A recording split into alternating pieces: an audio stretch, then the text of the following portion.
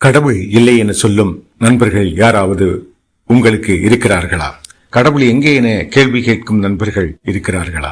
சகோதரர்களே, திருப்பாடல் 14:1 சொல்கிறது, கடவுள் இல்லை என அறிவெளிகள் தம் உள்ளத்தில் சொல்லிக் கொள்கின்றனர். அவர்கள் சீர்கெட்டு அருவருப்பான செயல்களில் ஈடுபடுகின்றனர். சகோதரர்களே, இயேசுதான் உண்மையான கடவுள். உலகம் என்ன வேண்டுமானாலும் சொல்லிக் கொண்டே இருக்கலாம். ஆனால் உண்மை என்னவென்றால் இயேசுவே மெய்யான கடவுளாகும். இயேசுவின் சீடர் கேட்கிறான், பிதாவை காண்பியுங்கள், அதுவே எனக்கு போதும் என்கிறான். இறைவார்த்தை யோவான் 14:8 சொல்கிறது.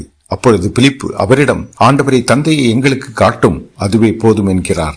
இயேசு பதில் சொல்கிறார், என்னை கண்டவன் பிதாவை கண்டான். இதையே இறைவார்த்தை யோவான் 14:9 சொல்கிறது. இயேசு அவரிடம் கூறியது, பிலிப்பே, இவ்வளவு காலம் நான் உங்களோடு இருந்தும் நீ என்னை அறிந்து கொள்ளவில்லை. என்னை காண்பது தந்தையை காண்பதாகும். அப்படி இருக்க தந்தையை எங்களுக்கு காட்டும் என்று நீ எப்படி கேட்கலாம் என்றார். உண்மை என்னவென்றால் இயேசுவே பிதாவானவர், பிதாவானவரே ஆண்டவர் இயேசு கிறிஸ்துவாவார். எனவேதான் நான் பிதாவிலும் பிதா என்னிலும் இருக்கிறார் என இயேசு சொல்கிறார். வானத்தின் உண்மைகளை தெரிந்து கொள்ள வேண்டும்.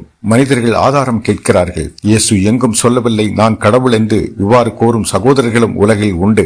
ஆனால் இயேசு 2000 ஆண்டுகளுக்கு முன்பு செய்த அற்புதங்களை நினைக்க வேண்டும். குருடர் பார்வையடைந்தனர், நோயாளிகள் சுகமடைந்தனர், இறந்தவர்களை உயிரோடு எழுப்பப்பட்டனர். இயேசுவின் வார்த்தையால் இவையாவும் நடந்தேறின. உலகின் இருள் மனதில் நிறைந்தால் உன் உள்ளத்தில் இயேசுவை பார்க்க முடியாமல் இருக்கலாம். சகோதரர்களே, நம் பாவம் மன்னித்த இயேசுவின் சிலுவை குரல், அவரது இரத்தம், அவர் உயிர்த்த கல்லறை சொல்லுகிறது, இயேசுவே மெய்யான கடவுள் என்று. மனிதனானவன் இயேசு உயிர்த்தெழவில்லை என்று கூட சொல்லலாம்.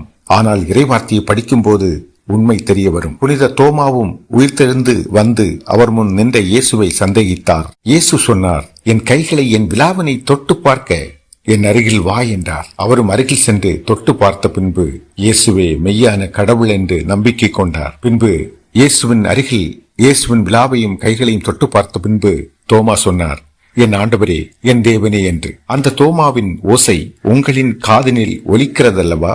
இயேசுவே மெய்யான கடவுள். பிதாவை காண வேண்டுமா? கடவுளின் அன்பை அறிய வேண்டுமா? நித்திய வாழ்வின் பாதையில் நடக்க ஆசைப்படுகிறாயா? வெற்றியை தேடுகிறாயா? நீ இயேசுவை பார், நம்பிக்கை கொள். அவர் இன்றும் என்றும் மாறாதவர். இன்றும் என்றும் உயிரோடு நம்மிடையே வாழ்ந்து கொண்டிருக்கிறார். நம்மை காப்பாற்றுகிறார். உனக்காக, உன் குடும்ப உறுப்பினர்களுக்காக விழித்துக் கொண்டு அன்போடு பார்த்து தீமைகளை விலக்கி அவர் நம் முன்னே சென்று கொண்டிருக்கிறார். அனுதினமும் வழி நடத்தி கொண்டிருக்கிறார். நாம் உயிரோடு வாழ வழி செய்கிறார். அவரே இயேசு தெய்வம், இயேசுவே மெய்யான கடவுள். சகோதரர்களே, இன்றிலிருந்து நமது வாழ்க்கையிலே ஒரு மாற்றத்தை கண்டுவிட்டோம் என்ற நம்பிக்கையுடன் வாழ்வோம்.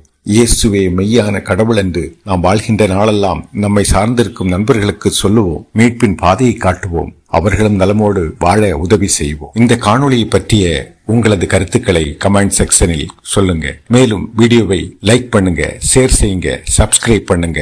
ஆண்டவராகிய இயேசு கிறிஸ்து இந்த காணொளி மூலம் இந்த காணொளியை கேட்கும் பார்க்கும் உங்கள் அனைவரையும் அதிகாரிகமாய் ஆசீர்வதிப்பார். உங்களோடு சதா காலங்களிலும் இருந்து வழிநடத்துவார். உங்களது குடும்பத்தை மேன்மேலும் பழகி பெருக செய்து வெற்றியின் பாதையில் நடத்தி செல்வார். கடவுள் உங்களை ஆசீர்வதிப்பாராக.